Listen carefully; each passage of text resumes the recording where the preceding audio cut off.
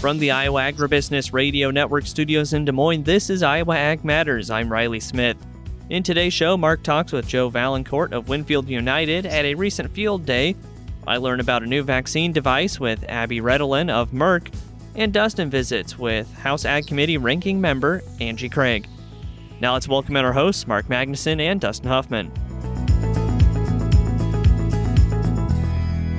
Dustin, we have had a 3-day weekend, and welcome into the show here today to everyone listening. And as we know, coming out of a 3-day weekend, we often see some fireworks, pun intended. And that's certainly the case here, at least this morning in the ag marketplace. We had gains for corn and soybeans, a lot of gains in the grains, and finally some price movement to the upside for those producers who are, watching this day in and day out. To see that price climb has to be a good feeling here today. Yeah, I see what you did there with the pun, Mark. Yeah, it was quite a rocket ride up. Soybeans, I think, just bringing everybody along for the ride. The corn is along too, but you're talking 40-cent gains here on the opening sessions, and overnight was 30-cent gains as well. And partner that with, we do the basis reports, and we have a few, bids that are over the board price. But, I also do bids for a sister station in Missouri. In Kansas City, they have a bid of 40 cents over the board on top of the fact that it's gained 40 cents. You got guys that are raking in money over 12 and a quarter a bushel right now. And so that's pretty impressive. Farmers hopefully down there are able to jump on that. But yeah, still, we'll talk about basis, a little later on. But yeah, the prices look good here today. If anybody's got any old crop they haven't farmed out yet, that would be good. And maybe lock in some prices for, next for the new crop as well. I mean, just looking at November when we were talking earlier this morning, it was up, 45 cents as well. So, I mean, it's just crazy, but we'll take the run. But boy, Mother Nature sure made an interesting show. I mean, we had over 10 inches, almost 12 inches of rain here in Ankeny over the weekend from Thursday night through into Saturday. So, we were talking about that before we went on the air, and it was crazy how much rain we've gotten here. But, it's weird. We've gotten some flooding, and obviously the rivers are really high and flood warnings went up. But, it just seems like something we weren't expecting, beginning of the year, and after 2 years of droughts to talk about flooding again is almost crazy. It does make you think, too, that El Nino is playing a big factor in all of this, because we've had these very warm temperatures that are even unseasonably warm for this time of the year. And then these rain events like you talked about, Dustin. I have one surefire way to know if it's raining hard or if it's raining, like you said, where there's flooding potential. And that's whenever the rain sneaks in under my back patio door. That's when I know things are really getting serious. And that was the case on Thursday night. I had some rain on the floor when I woke up on Friday morning. So you're right. It was some extreme rain here in recent days. And now it sounds like the weather forecast turning back warmer after we thought we might get a little bit of a relief from the extremely hot temperatures, especially up in the very northern plains of the U.S. So I'm going to be talking with Greg McBride of Allendale if that weather premium being factored in is the big factor for this price move here today. Well, and it's got to be, because the fact that we said once these June reports came out of the way, it was going to go back to a weather premium. And you're talking about a heat dome that, while the temperatures may be a little lower than what they were last week, you're looking at a fact that the humidity is still high and that sun has got some power. We have had high UV ratings too, as well, these last couple of days. Well, let's go ahead and get a look at those grains. Greg McBride of Allendale again, joining Mark Magnus. Joined today by Greg McBride of Allendale for the opening market discussion. And Greg, oftentimes we come out of a 3-day weekend with a lot of things happening in the ag marketplace. That's the case today. What's happening in the grains? Yeah, we saw a gap off the close from Thursday's trade, and a lot of this, I would say, is revolving around weather. We have very little to no weather premium built into the corn and bean markets as we go into the kind of the most important time of the year for these two crops. It's the yield determination phase. Pollination will be the first for corn here over the next few weeks. In that 6 to 10 day forecast, there is a dry bias in the western and northern portions of the Midwest. You also do have some heat that's coming in, so some pretty substantial heat. We saw that heat dome last week that came in, put 90 to 100 plus degree temperatures throughout the Midwest.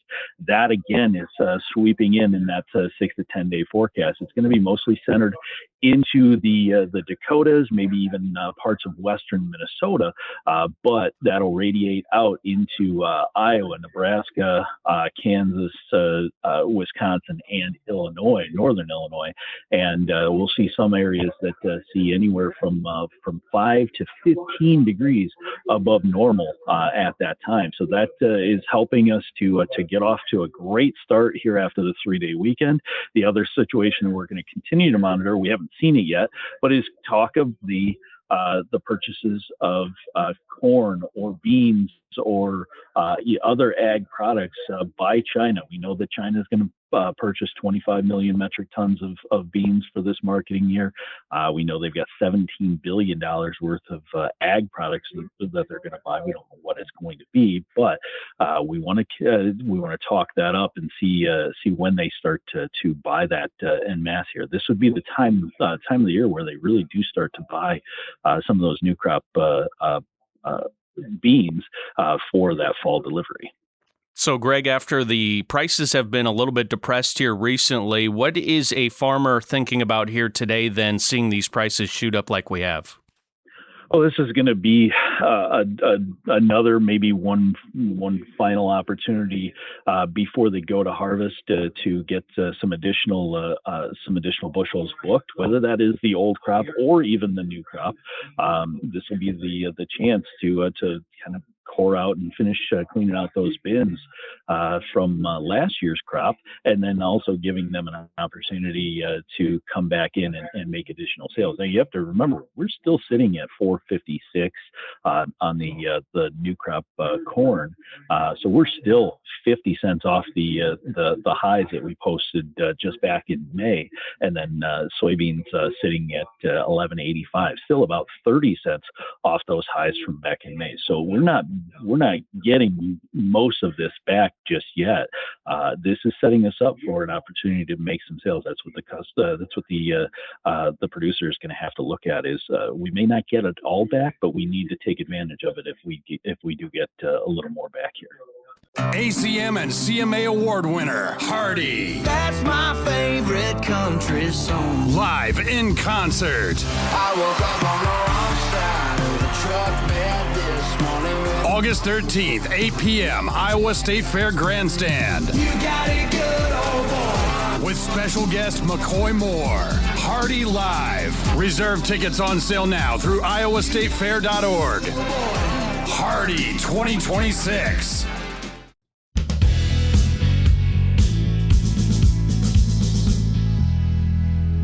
Well, last week, House Ag Committee ranking member Angie Craig from Minnesota held a phone call with ag media members and talked about some of the issues that she is seeing and some of the concerns she has with future farm legislation. In addition to serving as ranking member of the House Committee on Agriculture, I also represent Minnesota's 2nd Congressional District, which is home to many corn, soybean, and turkey farmers. I'm also the granddaughter of a farm foreman. When I speak to farmers right now, whether back home in Minnesota or national groups visiting Washington, I'm reminded of their optimism, but I also hear a lot of anxiety. Farmers are hopeful that things will work out because they always are, but they're also being squeezed from all sides right now. Their markets have been decimated by Trump's trade wars and retaliatory tariffs. They're paying through the nose for fertilizer and diesel thanks to the president's war in Iran. Our largest agriculture competitors like Brazil and Argentina are seizing the markets that U.S. farmers spent decades and billions of dollars to develop because the White House has blown up trade agreements with our closest allies and chief rivals alike. Farm bankruptcies are up 70% this year in the Midwest and almost 50% across the country. And that's just Chapter 11 bankruptcies.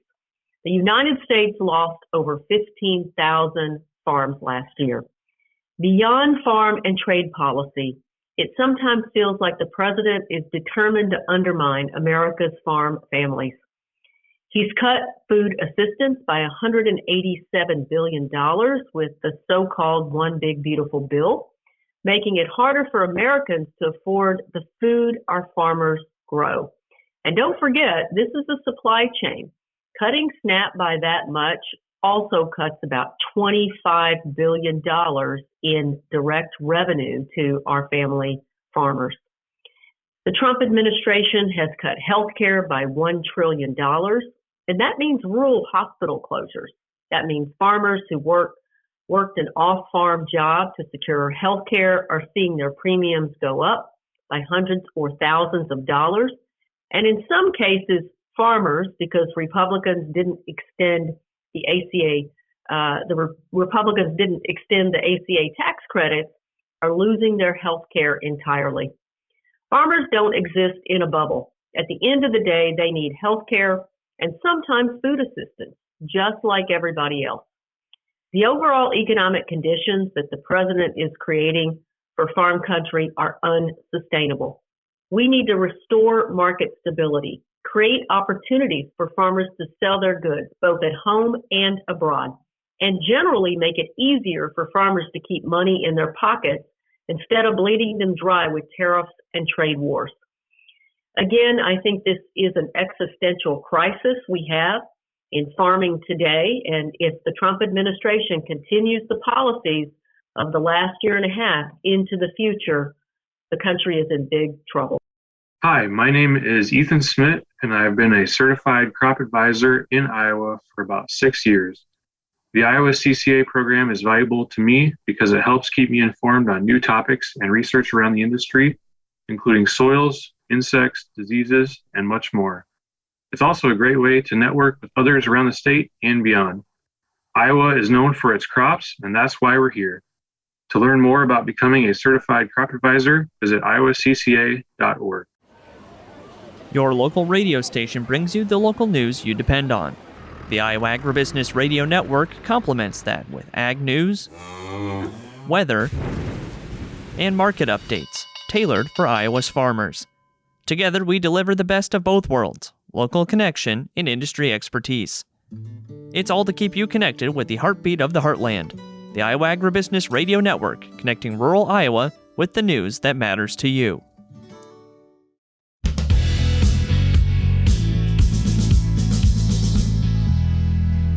And welcome back to Iowa Ag Matters here on the Iowa Agribusiness Radio Network. It's time to run down those cash corn and soybean bids for you here on this Monday. All the elevators are into the September corn and August contracts for soybeans, except for two of them running November beans.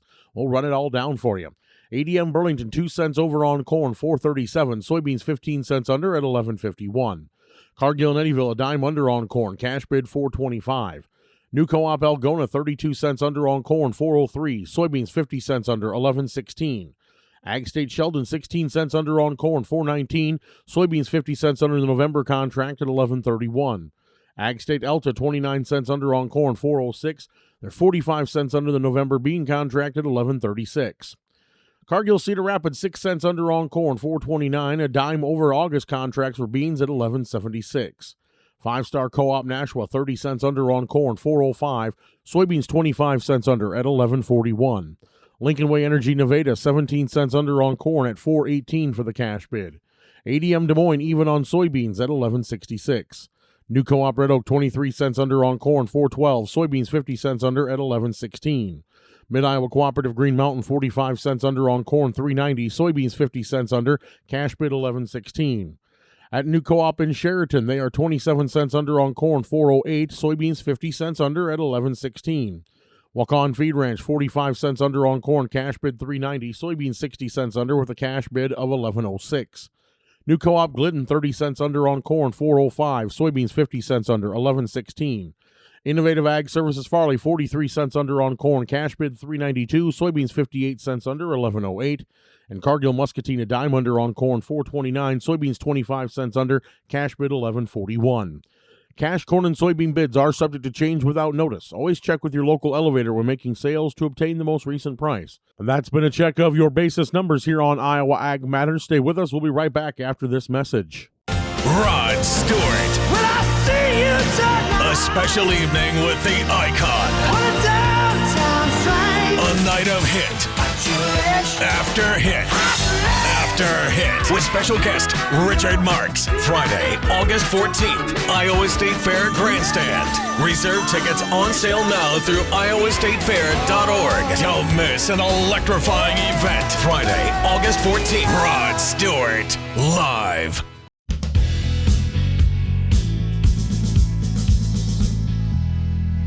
Here on Iowa Ag Matters on the Iowa Agribusiness Radio Network, Riley Smith had the chance to catch up with the team at Merck Animal Health, learning about a new vaccine device that makes things easier and more safe for everyone involved in the process. Here's Riley with more. Riley Smith, Iowa Agribusiness Radio Network, here at the World Pork Expo in Des Moines, and I'm visiting right now with Abbie Redalen of Merck Animal Health, and today we're talking about a new vaccine device in the swine industry that can hopefully provide a lot of ease of use, ease of administration, and just greater efficiency as well. It's the intradermal administration of liquids vaccine device. Abbie, if you could tell us about this device, and just first off, what all exactly does it do? I'd be happy to. So first of all, the IDAL device we have on display here. And so as you said, that stands for the intradermal application of liquids. So this vaccine device, or this technology, truly administers the vaccine in the dermis, so in the skin. There is no needle. So from a safety standpoint, there's no chance, it eliminates the risk of accidental needle sticks. Also from the animal perspective, we no longer would be dealing with any bent or broken needles, or changing needles for that matter, between vaccinating groups. Right now, the IDAL device is available with our Sequivity prescription vaccines. So the vaccine is mixed, put onto the device, and it has a 2-phase system where you press, the handle, and then when it is flush with the animal skin, it will then administer the vaccine in the dermis. So it's a very small amount injected. It's only 0.2 mils. So you compare it to some of our more traditional vaccines where there's a greater volume. Again, it's less stress on the animal as far as I've been impressed. Very little reaction when vaccinating sows, both in open pen gestation and in stalls. And certainly appreciate the flexibility of how and where we can vaccinate sows as well. And we know that, especially when it comes to vaccinating sows, they can be some of the most reactive animals that you work on. So to hear that is really something else. And talk a little bit about kind of how it is that getting it into the dermis is making it that much more effective. Great question. So when we administer a vaccine into the dermis, or the skin of the animal, what we're really doing is the skin has an incredible amount of immune cells. So there's a high percentage of dendritic cells. So when we put that vaccine in there, those antigens are easily taken up, and we make a very good cellular and humoral antibody response. And what that means is this type of vaccination performs as well as an intramuscular injection. And then, of course, talking about not only the efficiency, but the ease of application or administration for these vaccines, not only is that good for the animals, great for the producers as well. We know that for years now, there have been labor issues in the swine industry. And just in general, vaccination can be a stressful time for hog producers in particular. So to have something to not only make that a quicker, easier process, but just less stressful all around is another benefit of that.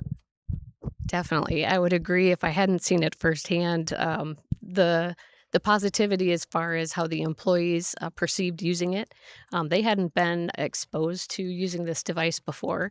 It was very easy to train on. The device has multiple languages, so we could adjust for the crew that would be administering the vaccines. And really, it was a quick training process. And at the end of it, they were very impressed with, again, how easy it was to use. And again, the animal experience, how less reactive the sows were. They could still be very efficient with their time. And it's very ergonomically designed, so very easy to handle as well. And then remind me again, is this we're looking at it's coming soon, or is this available for producers to get their hands on already? This is available currently. It is available only with our Sequivity prescription vaccine, so you would need to work with your veterinarian. But majority of the antigens available through the Sequivity line are available in the ID, or intradermal presentation. And then do we know yet, or are there any thoughts on just kind of expanding that lineup as well through the device? I think we'd always be looking at possibility for future antigens and what is needed from a health perspective. Awesome. So lots of great information today. For anybody who would like to learn more about the IDLE device, how can they do that?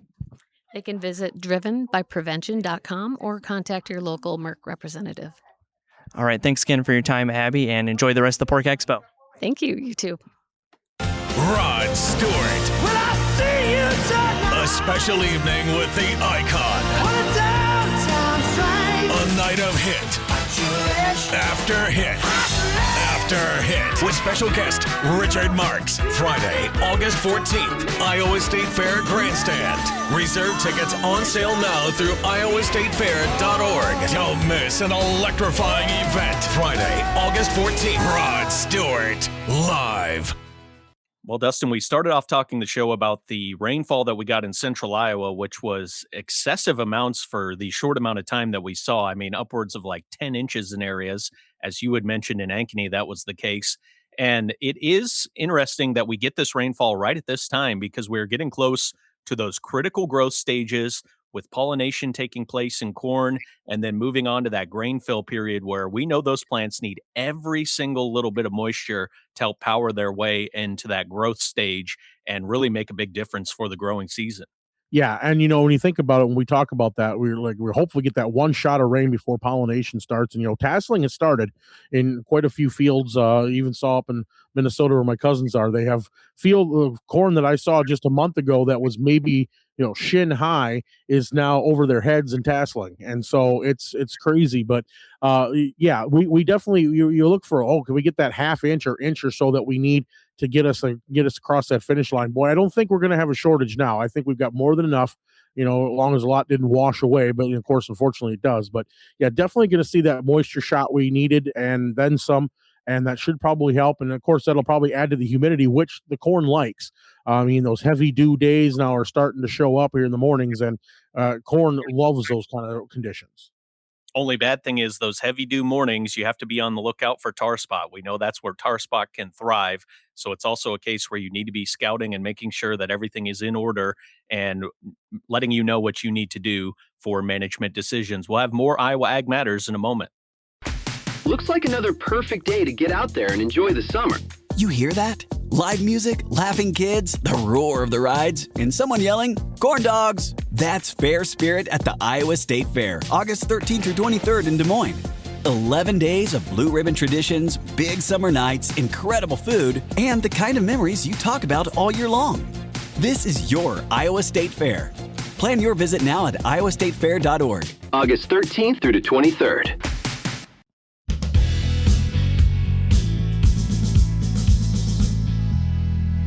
This is the Midday Market Update on Iowa Ag Matters. I'm Mark Magnuson, joined at midday by Justin McKinney of Comstock for the Midday Market discussion. Justin, we've seen the grains take off like a rocket ship here this morning. Has that continued through midday? It has, relatively strong right out of the chute this morning, up 15 on the corn.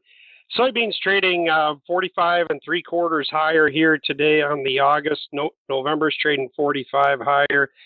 Soybean oil up $1.40, meal up $9.70. So pretty much across the row crop complex, we're seeing those same firm markets that we started with this morning. Corn exports came in at the top of the expectations again. Soybeans within expectations. We are getting a shift in the forecast. So many times we come back from the July 4th holiday and everything's great. We saw the market lower. This happens to be one where we do have an extended forecast of some significant heat coming in. The El Nino continues to look or appear as we are going to set records for ocean temperatures. So I feel like we got some weather premium going in the market here today. And with beans being as firm as they are, one would have to think that there's probably some export business being shopped today as well. What's happening on the livestock side of the trade? Yeah, big day over there today. To start off with here, we got the feeder cattle trading up 35 cents. That's had about a $6 range from the low to the high here today. So big move in the feeder cattle in the front months, holding steady about 35 cents better here. Back months down anywhere from 10 cents to about $1 as we speak. Fed cattle trading 22.5 higher in the August. October is up 67.5. little bit disappointing on the box beef trade here on the midday. $385.90 on those choice cuts. That's down $1.17, and $364.90 down $2.47 on the select cuts. Decent load count, but we're going to need to clean some product up here. As the temperatures continue to rise, I would imagine that some stress in those cattle out in cattle country will continue to add to those weights coming down. In the hog complex here today, we're down 55 cents in the July, August down 25 cents. October, been relatively firm here the last couple trading sessions. We're up 52.5. As the hog and pig report did state that we were probably going to have a little bit of a marketing hole to fill sometime early this fall. That was Justin McKinney with Comstock. We will have a check of the numbers next. Looks like another perfect day to get out there and enjoy the summer. You hear that? Live music, laughing kids, the roar of the rides, and someone yelling, "Corn dogs!" That's Fair Spirit at the Iowa State Fair, August 13th through 23rd in Des Moines. 11 days of blue ribbon traditions, big summer nights, incredible food, and the kind of memories you talk about all year long. This is your Iowa State Fair. Plan your visit now at iowastatefair.org. August 13th through the 23rd. September corn up 14 3/4 at 437 3/4. August soybeans up 46.5 at 1182 3/4. August soybean meal up 8.90 at 314.40. August soybean oil up 78 cents at 67.55. Chicago wheat up 12 1/4 at 612 even. On the Merck, August live cattle up 38 cents at 239.60. August feeder cattle up 45 at 361.08. August lean hogs down 23 at 98.53. August pork cutout unchanged at 114.88. That was a check of the midday markets on Iowa Ag Matters. I'm Mark Magnuson.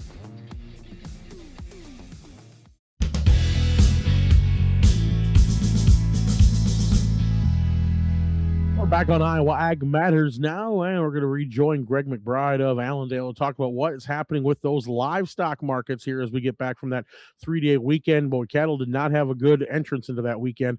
We hear more now with Mark Magnuson. What's happening on the livestock side of the trade here on Monday? Well, we're starting out fairly quiet. You got the fat cattle mixed trade up a nickel to down a nickel.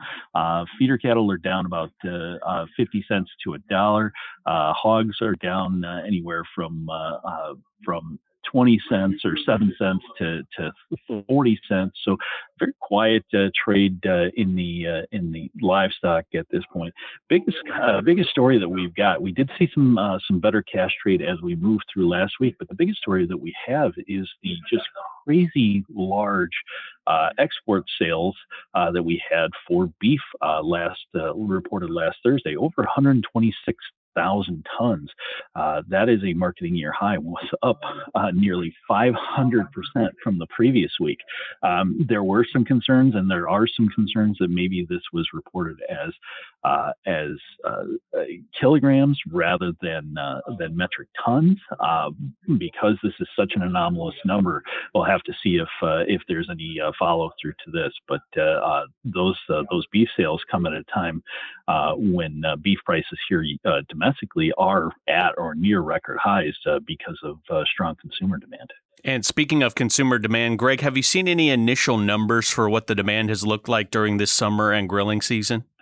It's been good. Like I said, we're seeing strong demand. That really hasn't wavered at all. You would think that the talk about screwworm, anybody that's not really in the know with that may have some second thoughts about buying beef, but we haven't seen that be a concern.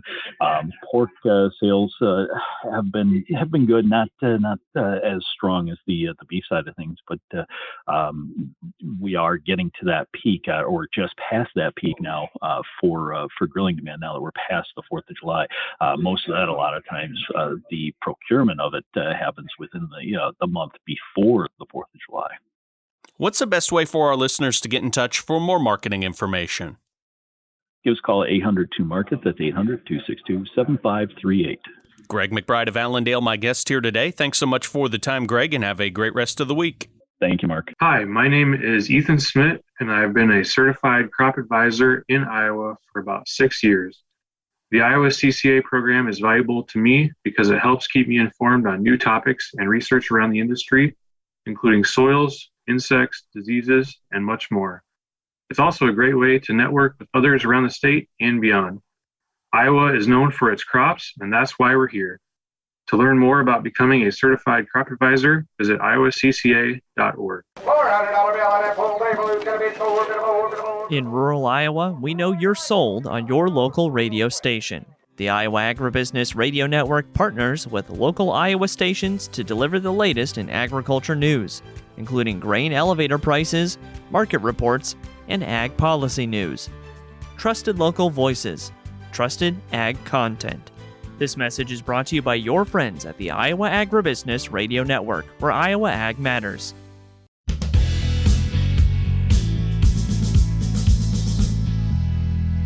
Well, back here on Iowa Ag Matters, and Mark Magnus is going to be bringing us more information from that Winfield United Field Day and talking about adjuvants and adding them to your tank mixes.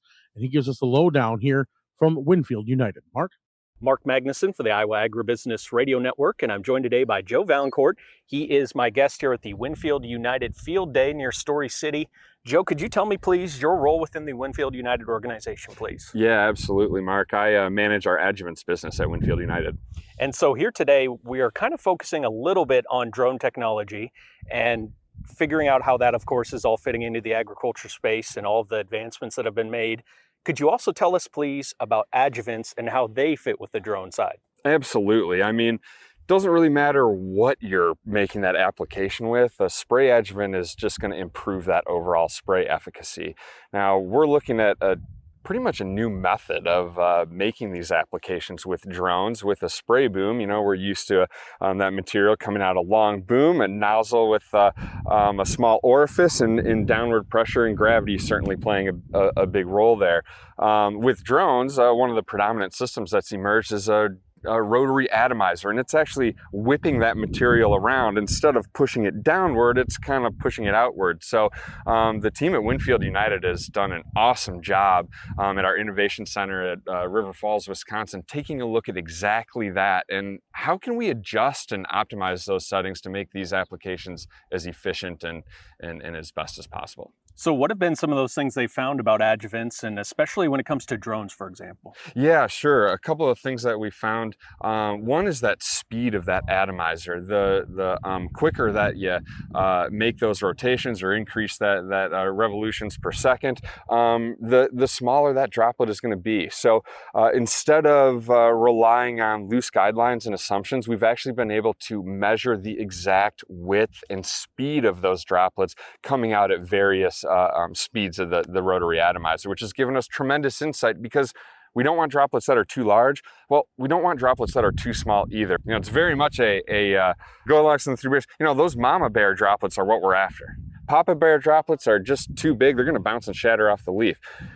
Baby bear droplets are those real small ones. They'll evaporate before they even reach the crop. So we want to find that good mama bear droplet, and we're able to do that looking at the speed.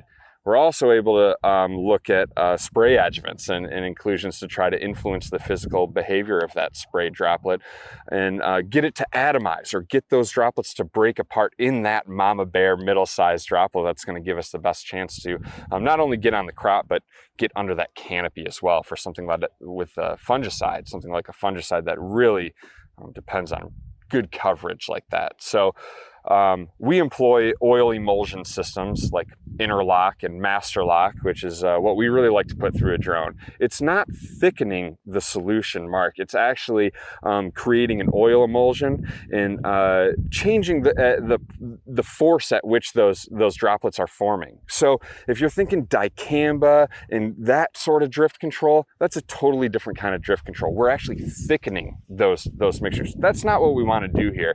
Let's get an oil emulsion adjuvant in the tank so when it is atomizing, we're getting those mama bear size droplets and not pushing that to those large droplets. He is Joe Vaillancourt with Winfield United, my guest here today at the Story City Field Day. Joe, thanks so much for the time. Really appreciate it, and have a great rest of the day. Thanks, Mark.